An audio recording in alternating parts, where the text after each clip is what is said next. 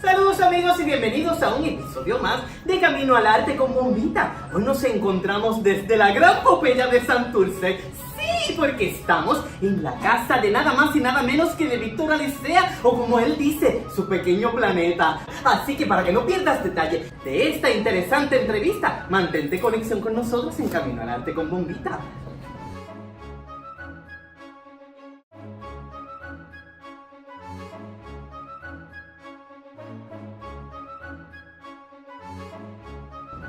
Muy bien amigos, y aquí de regreso en Camino al Arte con Bombita tengo a mi lado nada más y nada menos que a Víctor Alicea.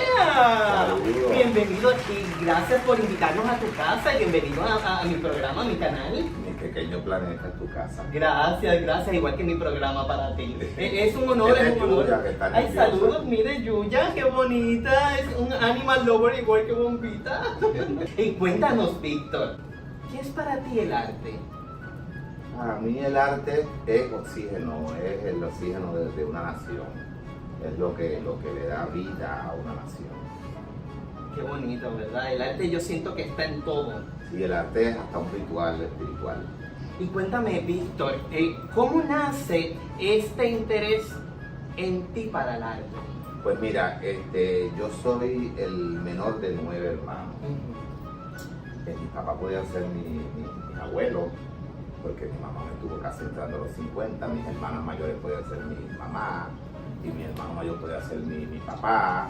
Y entonces yo me crié, hubo un choque generacional, un desfase generacional, y yo siempre me crié solo. Mientras ellos estaban bailando twist y mascotero, yo estaba jugando todavía con los poquitos juguetes que tenía, porque básicamente no tenía juguetes. Y mi mamá, por ejemplo, me daba una cajita de zapatos, la cortaba con la tijera, hacía una casita, y con los palillos de tender ropa de madera, pues eso eran esos muñequitos, ¿verdad? Cuando tenía juguetes, y hacía mis pequeñas historias, y siempre me creaba mis historias. A los 14 años, entonces cuando estaba pequeño, pues le quitaba el gorro de la lámpara en el cuarto, y entonces jugaba con la silueta de la sombra, ¿no? Oh, wow. O sea, que creabas tu propio teatro de sombras Claro, desde y pequeño. pero no sabía que estaba haciendo teatro. Claro. Entonces ya a los 13, por ahí 14, pues lo que vendría siendo los residuos de la división educativa de la comunidad, pues todavía existían en las comunidades que daban teatro.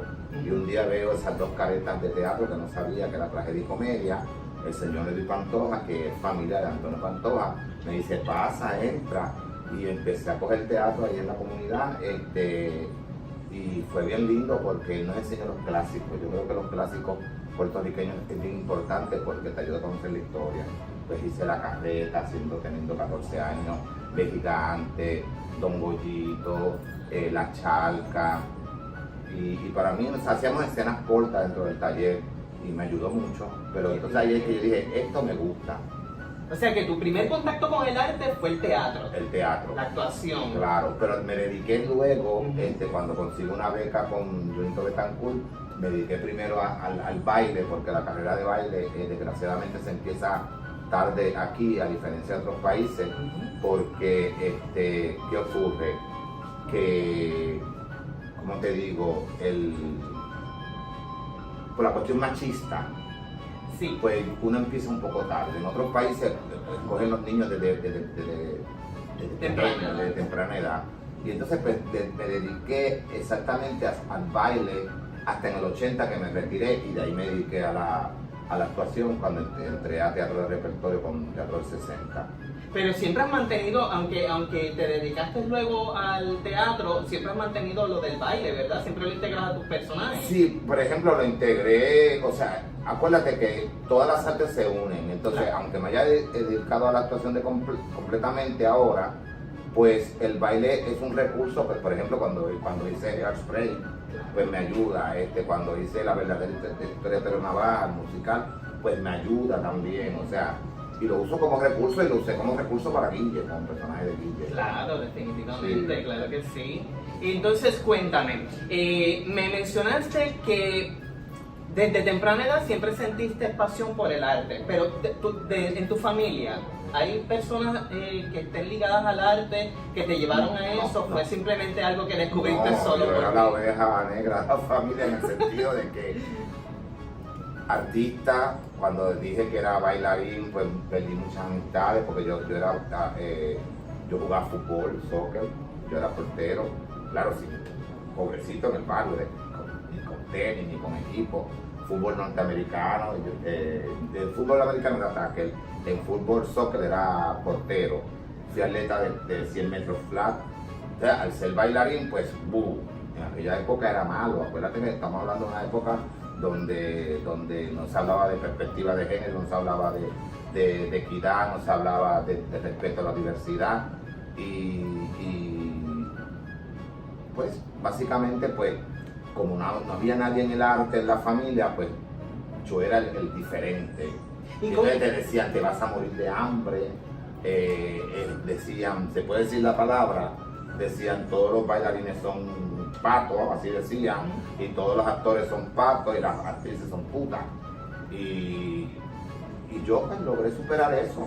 ¿Y cómo Víctor logró superar todos esos comentarios que puede doler y mucho más de las personas que están más allegadas a nosotros? Sí, ¿Cómo luchaste y cómo seguiste hacia adelante independientemente de todos esos comentarios que hacían? La doctora Victoria Espinosa, que fue mi maestra, decía, el actor tiene que ser amoral y asexual. Amoral y asexual porque todos esos personajes que van en contra de tus valores, de tus principios, y eso me ayudó. Y otra cosa es que decía, el teatro es un templo. Y yo considero que el teatro es un templo, el arte es un templo. Si yo estoy ensayando con un director, para mí es una clase, es un proceso de aprendizaje con el director que sea. Si estoy ensayando, por ejemplo, ahora con los ballets de San Juan, con la profesora y coreógrafa Nair Medina, pues para mí es un taller de aprendizaje y aprendo de los compañeros actores y aprendo de los compañeros bailarines, aunque ya no estoy haciendo, no soy bailarín, o sea, yo fui bailarín, pero ya no soy bailarín. Yo puedo hacer guille, pero guille es cumbero, guille tiene guille de dedo, ¿entiendes? Es el vacilón, ¿no? Claro, pero la disciplina de baile siempre va a estar contigo. Sí, una vez que se aprende, ya eso queda contigo para siempre. No tanto la disciplina, porque no la tengo, pero sí te digo, hay unas cosas que no se olvidan. Por ejemplo, yo empecé a coger clases de adulto de moderno y de ballet, aunque la base mía es moderno, Martha Graham, y el músculo tiene memoria, y entonces como que ¡pum! Tú sabes, en ese sentido sí. Entre el baile y el teatro, por ejemplo, ¿qué tipo de género disfrutas más, por ejemplo? Entre comedia y drama. Exacto. Pues mira, yo me disfruto ambos. Hacer reír no es fácil, y hacer llorar tampoco. Yo le doy gracias a Diana Pantoja, productora y una gran escritora, que me trajo de nuevo al drama, porque yo hice drama, tú sabes, cuando era mucho más joven. Y aquí en este país, pues tan pronto pega Guille, pega Epifanio, pues te encasillan ahí.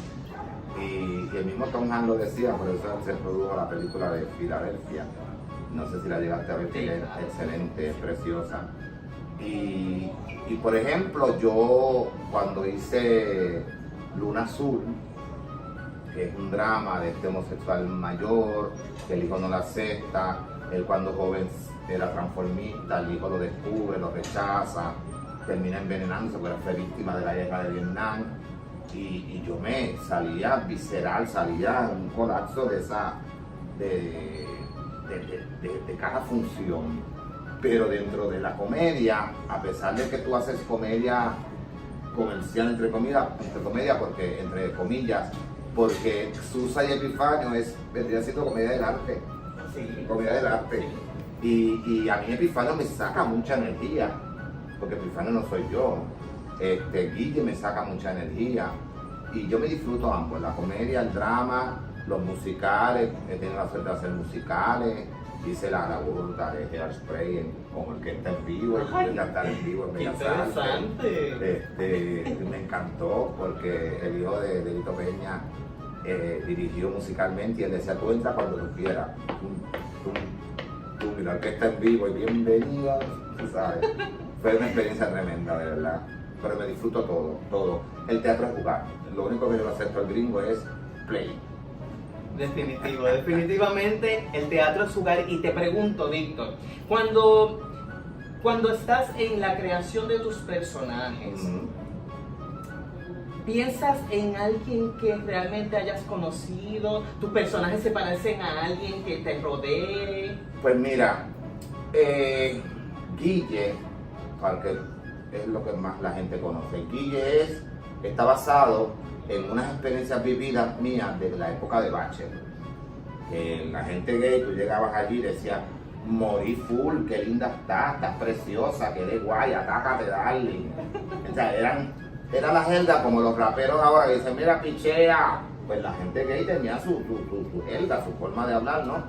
Y mi primo, Guito, cuando se fumaba un gallo, que había un payo en mi casa, pues decía, tocaba la puerta y decía, desde Brasil, la gran Popea. Entonces él murió, y yo saqué el personaje de Guito.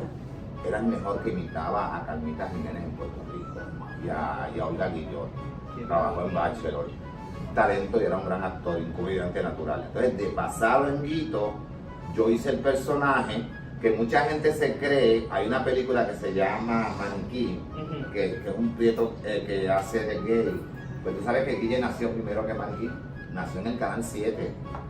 Mucha gente piensa que Guille nació en el canal 4 cuando entrando por la cocina. Cuando yo estaba en el 7 ni veía entrando por la cocina. Y nació en el condominio de Pepín.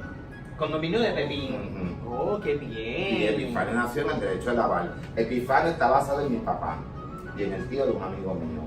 Epifanio nace en un taller de la profesora Hilaria Pérez Garay, porque cuando hicimos la obra El Pagador de Promesa, que es una obra de teatro, pero brasileña, pero tiene un guión de cine, pues, tiene el estilo como de cine, pues resulta que ella dijo, aquí yo te quiero en el área de coreografía. Entonces adaptaron la obra a Puerto Rico y entonces pues es la promesa, lo hacía René, la promesa entre lo católico y la santería, que es la influencia cubana en Puerto Rico, versus el espiritismo que es de aquí. Y entonces la iglesia no lo acepta que entre con la promesa de la iglesia. Pues tuve que hacer de la santería. Pues tuve que hacer una investigación sobre la santería y montar una coreografía. Pues también tenía que hacer un personaje de pueblo y aunque no hablara y pasara por el escenario, tú tienes que hacerle una historia, trabajarlo de adentro, visceral, y ahí sale Epifanio y nace Meñique. ¡Qué bien! Y le puse voz cuando hago el derecho de lavar, que Nino Costa y don Tommy Muñiz, que le doy gracias al universo, me llamaron y le puse voz y ahí hasta el sol de hoy. Qué bien, qué bien. Y creo que esos dos personajes son los que más las personas, ¿verdad? Como que se identifican y se conocen. Pero son personajes creados por uno. Por ejemplo, yo digo, yo tengo 6 hijos. Luma, Ruperta, Lulú, Meñique, Epifanio y Guille. Pero cuando es un trabajo, por ejemplo, que me dirija, vamos a decir que Avil, el director, me dirige, pues, y tiene una obra con este personaje que es creado por él, entonces yo tengo que trabajar a base de la batuta de él, más lo que yo voy descubriendo, la psicología del personaje. La que está hablando es Frida, no se preocupen. Frida, mira qué linda. Tiene 12 años. Ven acá, Frida, mi amor. Si yo hago, por ejemplo, Don Chago en la carreta, ¿ves? Pues yo tengo que trabajar y hacer un trabajo de investigación de ese momento histórico. O sea, una cosa es cuando tú creas tus personajes, que son tus bebés, claro. Y cuando tú trabajas un personaje de un texto específico, especialmente si es clásico. A mí me encantan los clásicos. Yo siempre he dicho que, y esto es un paréntesis mío, que los clásicos los deben montar todos los años, auspiciados por el gobierno, para las escuelas, porque hay una generación que está entrando a escuela superior, y el clásico te ayuda a conocer nuestra historia. Y pienso que a nivel teatral actual hace falta un poquito de teatro más político, no caer en el panfleto, pero sí con la realidad nuestra, porque cuando tú lees La Carreta, Tiempo Muerto, Gigante, Don Goyito, tú dices, wow, lo que estaba pasando en ese momento. Los Soles Trunco, por ejemplo, pero el status quo no ha pasado, que estamos ahí. y hay que hacer obras de teatro que mantengan esa realidad, porque el teatro es político y es social. Claro, y mantiene ¿Sabes? la historia a Se través está del haciendo arte, mucho claro. teatro bueno, se está haciendo teatro chévere para hacer reír, porque tiene que haber un balance. Claro que sí. Y yo hago teatro porque ahora voy a hacer los monólogos de las Guaretas, ¿entiendes? Porque ya hice los monólogos de las Berijas, que es con Luzma, y Johnny Rey y todo este equipo fabuloso. Pero pienso también que se tiene que hacer un teatro de lo que está pasando en el país, porque lo que está pasando en el país no lo podemos dejar pasar por desapercibido. Definitivamente, definitivamente. Me parece interesante todo lo que estás compartiendo con nosotros.